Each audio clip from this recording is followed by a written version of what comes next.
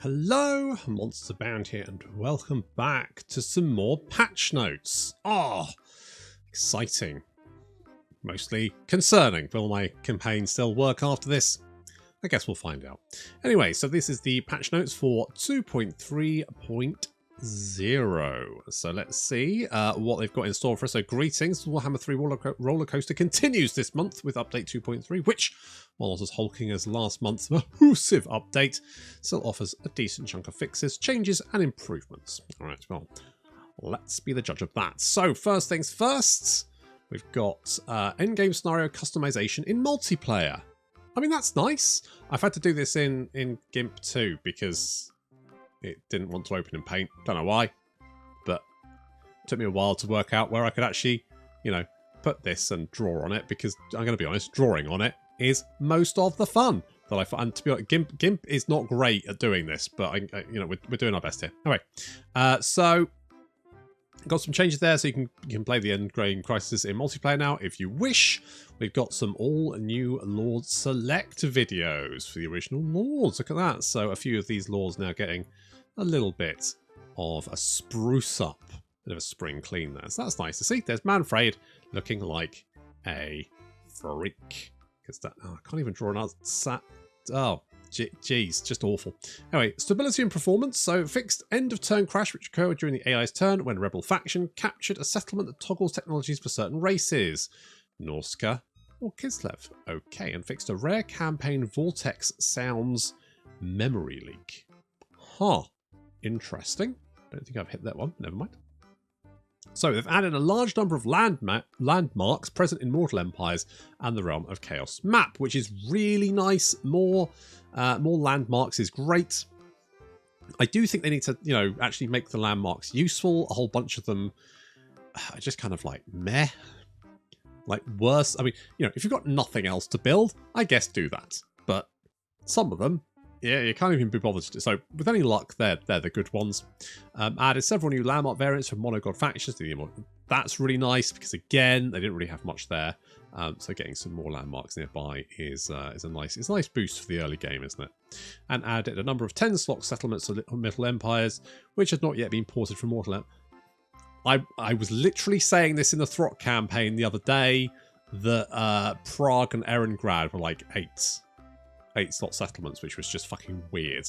So that's a nice change. Introduced new landmarks for Nurgle in Pigbarter, Zinch in Golden Tower, Khorne in Galbaraz, and Slanesh in Tor Alea, which is good.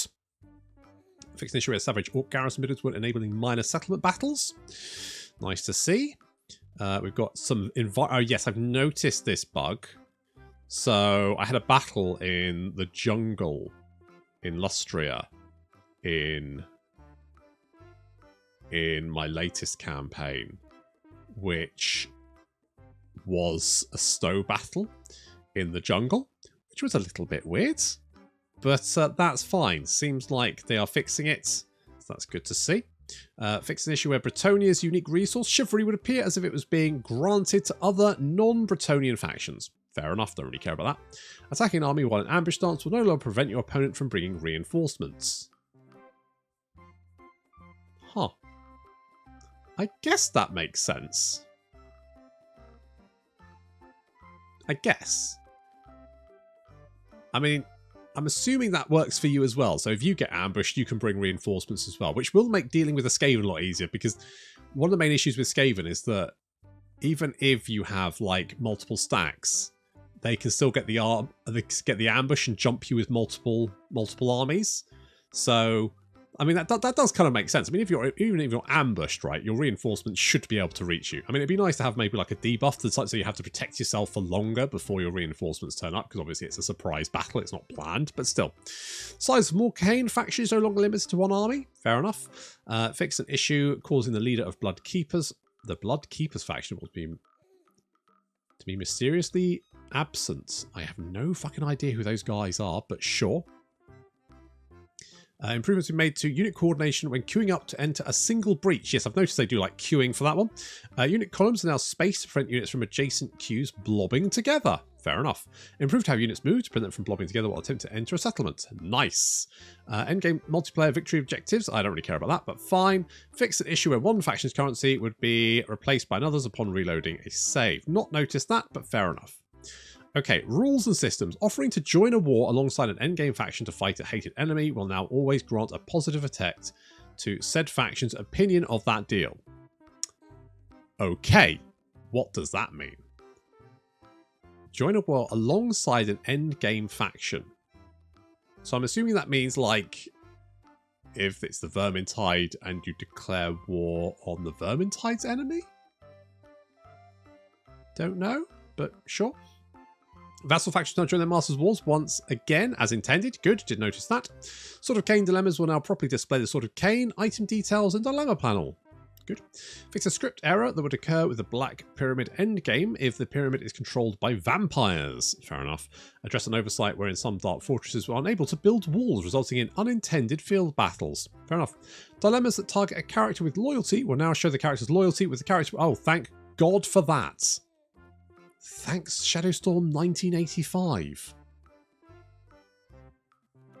What? Did he maybe fix that in a mod? Jeez, this is not very good for writing with. Mod? Question mark? Because surely that can't just be someone going, you know what would be really nice to see the loyalty. Why? Okay, never mind. AI rules and logic. The AI is now more likely to accept a peace treaty when far away from the player. Excellent. The AI selection of provinces, although, let's jump back a second. Although, what happens if you're like Cathay and it's against the Dark Elves? Because theoretically, you're pretty close. You can use the little portals to travel. Oh, fine. The AI selection of provinces to build allied outposts has been improved in some cases. Sure. And fixed an exploit wherein the underway teleport tunneling stances could be used to bypass the Great Bastion. Ah, finally. Noticed that Village was often in Cathay without owning any of the Great Bastion settlements. So there we go. Crumbling. Oh, interesting. Crumbling damage was increased in update 2.2, but this change was not sufficient to counterbalance the high morale these three factions received in 2.0. In 2.3, we are slightly toning down these factions' leadership. Find the detailed changes under each faction's selection. Undead are meant to spend a longer amount of time in the crumbling state compared to demonic instability, which is why more damage is low. It's a slow death. On the other hand, demonic units are supposed to break and then take significantly larger amounts of burst damage as they are banished back to the realms of chaos. Fair enough. Both the crumbling and banishing thing is I genuinely don't like it as a mechanic. Well, you know, as a mechanic, I understand it, but I think it's worse than just running away in pretty much all cases, in my opinion. Bretonia. Both player VBAC and our data indicate that Bretonia is underperforming in battle. Probably because the amount of fucking cavalry they have. As such, we've lowered the cost of the faction's more defensive infantry and added a considerable mass multiplier on formation lance present on most Bretonian cavalry, allowing them to break through enemy units more effectively. Interesting. Interesting. That could work quite nicely. So, anything interesting here? Fix the issue where Bretonian lords could have cavalry with 0 upkeep in their armies after being disbanded and recruited. Okay. And fix the issue where non-regiment of renowned cavalry had lost their randomized horse colorization. Okay. So, all that's kind of boring, but formation. So they added a plus 50% mass multiplier.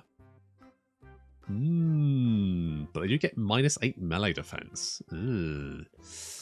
Well, I'll put a big question mark on that one, to be honest, at the moment. I am not sure about that, but yeah, that's fine.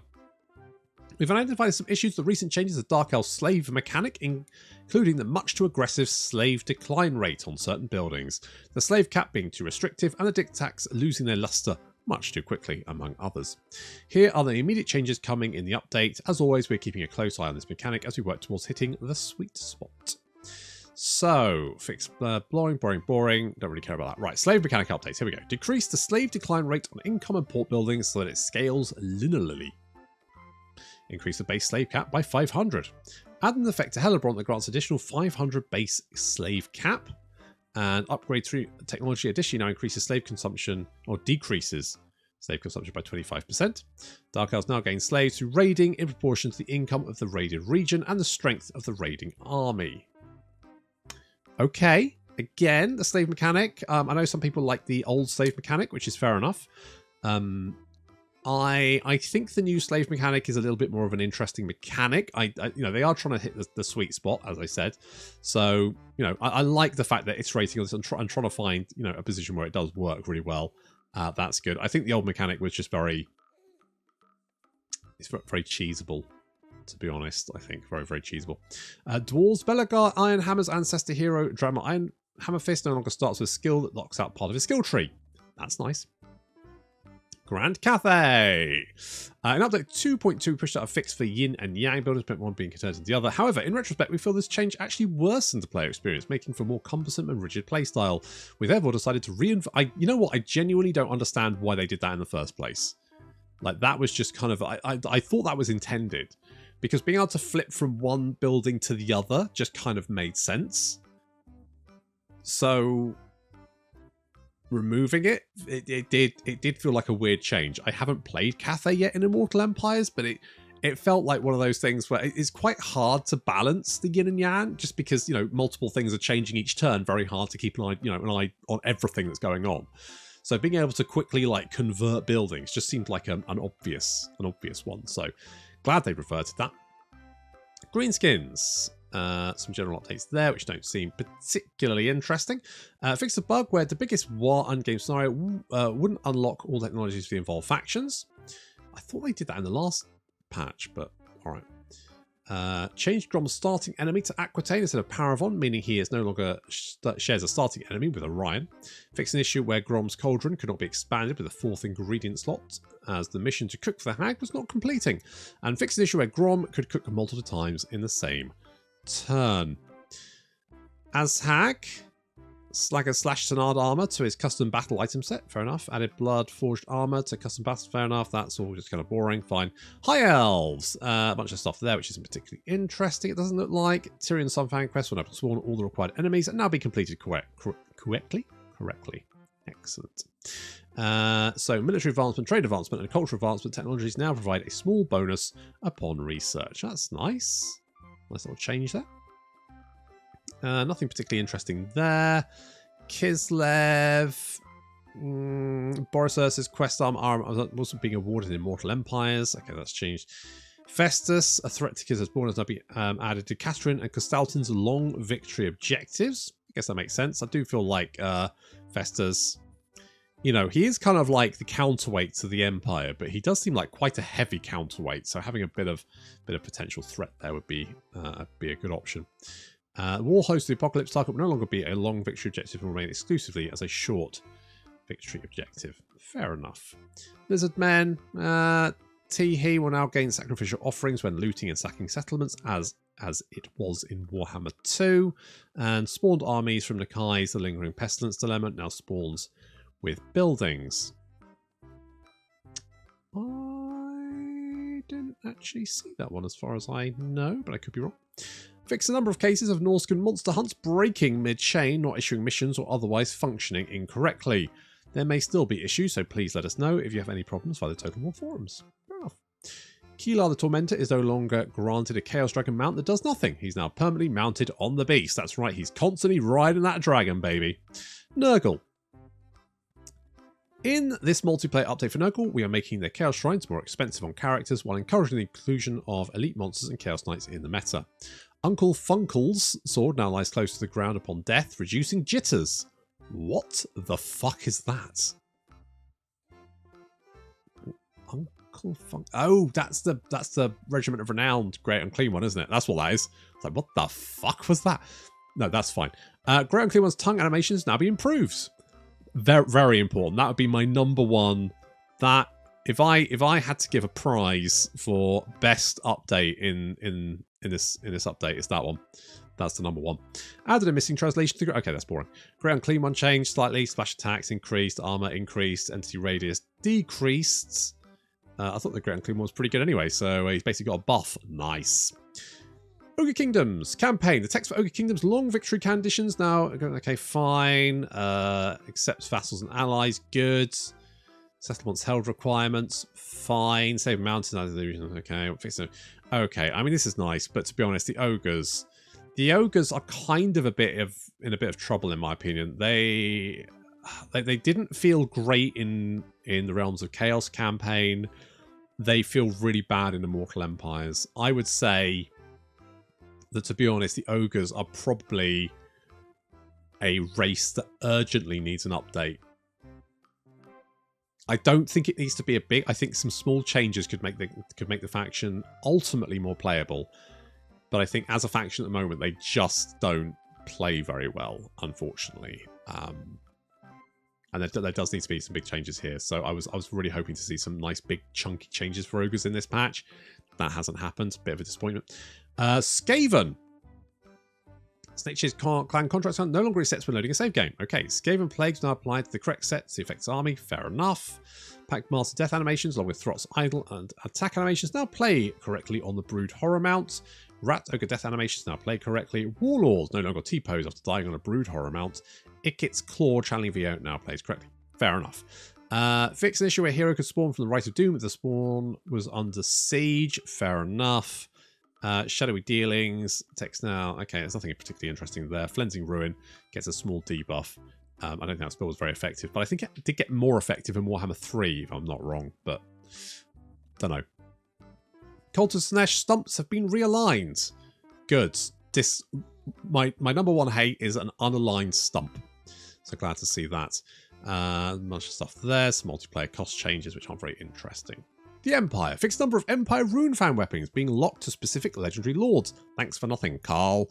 And fixed Wolfheart's hostility level not increasing after selecting a dilemma option that increases it. Good. I don't think anything else there is particularly interesting. We've got some changes there to the elector counts. Bit of a fix. And some changes to multiplayer and recruitment cost, which is fine.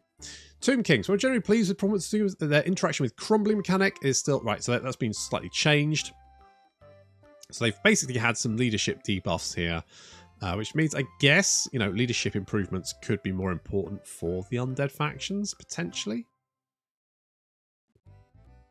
I guess they always were quite important. Anyway, and the Realm of Souls healing has been reduced slightly. Fair enough. Zinch. Very minor changes here. Winter Bandit lines up with the correct provinces. Okay. And Stanic Deviance now applies the correct recruitment rank to all Law of Battles. Casters. Nothing particularly interesting there. Vampire Coast. The Raised Deads. So we're making slight adjustments sort of lag behind the Fancy Peers. Increase the size of the Raised Dead pool and made them scale in relation with corruption for the Vampire Coast. That's nice. Don't think there's anything interesting there. And of course, we've got those leadership debuffs across the board for all of their units. We've also No! Not Forbidden Rod. Why would you do that, you bastards? Is that just in multiplayer or is it in campaign as well? Because if so, fuck that. What the fuck? Honest to... Oh, you bastards. You bastards. They've gone and fucking nerfed it. You... I'm assuming that's like campaign, not just multiplayer, but I could be wrong. Warriors of Chaos, some shields being fixed, Bellacore being changed, blah blah blah. Fine. Some changes there. Forbidden Rod on Chaos Sorcerer. I'm assuming that is also going to be in the campaign update as well. Wood Elves, fixed number of Wood Elf red lines, skill trees not applying to the correct units. Really? I didn't notice that. Maybe it did. Okay. Wood Elf Heathlands will now be made more passive by the presence of vassals. Previously, there was only the case with alliances. Okay, fixed an objective issue. That's fine. Okay, campaign. Here we go. Okay, that's for prologues. Don't really care about that. Okay, that's the thing for that's what they're for Chaos Warriors in the Realm of Chaos campaign, which I haven't actually played, and I really should at some point, but I haven't got around to it. And fixed misleading text within the Chaos Rifts tooltip. Fair enough. Battles. Okay, battle difficulty. AI behaviors. With 2.3, you'll have better control over battle difficulty thanks to improvements to the AI calibration that dictates a subset of AI behaviors. So, the behavior, I say proactive evasion. The behavior refers the AI's willingness to proactively evade incoming spells, damage from spells, artillery projectiles, and light projectiles when fighting in settlements. Whereas before the AI was proactively trying to evade spells and artillery, regardless of difficulty setting, this behavior will now be changed based on selecting difficulty settings. Easy difficulty, no evasion. The AI will not try to evade any incoming spells or artillery projectiles. Normal difficulty, spell evasion. When possible, the AI will try to evade any direct damage incoming from spells. Hard difficulty, evasion enabled against spells and light projectiles while fighting in settlements. When possible, the AI will try to evade any direct damage incoming from spells and light projectile damage from fighting in settlements. Very hard difficulty. Evasion enabled against spells, artillery, and light projectiles. So when possible, the AI will try to evade any direct damage incoming from spells, artillery, shots, and light projectiles when fighting in settlements. Ranged unit target selection. The behavior refers to the AI's willingness to selectively target and will be impacted based on the following difficulty settings. So, easy difficulty and normal difficulty, no target selection. Hard difficulty, soft target first. Now, I guess this makes sense, but what I have noticed is it's quite... Now.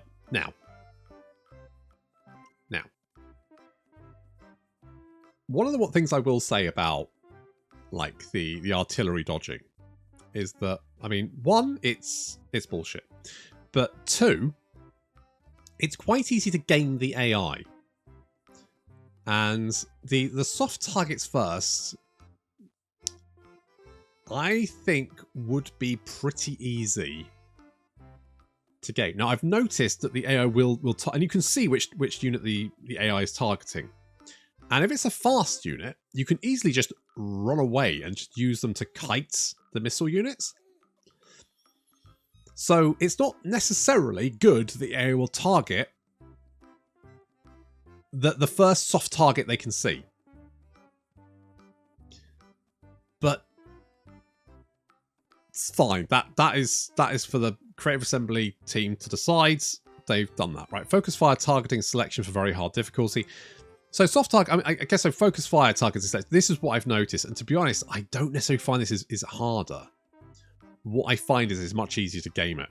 In the same way that the flying enemy characters will often try and attack your wizard because they're the lowest armored character. But what you can do is just keep the rest of your characters near your wizard. So as soon as they land, if you say if a lord on a dragon lands on top of your wizard, you just jump him from all sides and shank him to death. Right? That's not the AI being smarter. That's the AI being led into a trap because it's targeting. Apparently, it's trying to target. It's just not very good at it, unfortunately. But there we go. So already, all of these aforementioned behaviors already exist in battles, but now changeable with battle difficulty settings. I mean, more changing is good. To be honest, I would go so far as to say I'd like to see this slightly more granularly, and I would like to say I want to play on very hard on hard difficulty, but I want them to evade artillery. That I would like that level of granular. I don't know if that's actually possible in the game, but I would, it's nice that it's now based on difficulty setting, but it would be nice to be a little bit more granular with that. But there we go. That's a want, not a need. The priority and urgency of which the AI will try to enact upon these behaviors is not absolute, meaning that if the AI has more critical tasks clued up, it will execute them first. For example, if a unit engaged in melee combat, it will try to resolve the outcome of that interaction before trying to evade artillery shots. In multiplayer context, the host battle difficulty setting apply to everyone. This is just the first iteration of these systems. The work to refine these systems continues. Broadly, our long-term vision is to A, improve the battle experience by providing better calibration AI difficulty challenge, and B, increase the number of AI battle difficulty options available. Exactly what I was asking for. Great. I like that. General updates. AI units are no longer able to phase through rocks on the Badlands battle maps to bypass checkpoints. Thanks, you. So, graphics. They fixed a bunch of characters being way too close to the porthole. I use the the non. I use the TD one, so it really doesn't affect me. Filled texture holes in numerous destroyed artillery and war machine models. Excellent. Adjusted select unit animations. They need great swords, and Caribou greatswords so that their shoulder pad loops correctly from start to finish. Good. Collar textures on vampires, dwarf and skink. It's not like I have strange holes in their neck, which must be unpleasant. Really must be. Fixed an issue causing certain rider units to lift their shields awkwardly, and fix the animation for the sorceress's cape. Lovely. And some audio fixes there, and some UI fixes there, which I'm not particularly... don't seem particularly useful. Looking forwards, so 2.3 is currently expected to be Warhammer 3's final update for 2022, unless of course any issues should arise requiring a more immediate fix. We'll talk a little bit more about the game's roadmap as we head into 2023, including 2.4, 3.0 and other assorted chaotic happenings in a State of the Game post coming next month. Excellent. Well, there we go. So yeah, there's some, I mean, the main changes seem to be around crumbling. Pretty much that seems to be the main thing. And a bunch of fixes as well, which is fine. There's nothing there to get too excited about generally, I don't think. You're probably not, I mean, other than the fixes and the new landmarks, you're probably not going to really notice any difference in the game generally. But still, it's nice to see they're updating it, and it's nice to see that we're going to get more next year. In fact, as close as a State of the Game post next month. So looking forward to seeing that. Thank you very much for watching. I'll see you next time.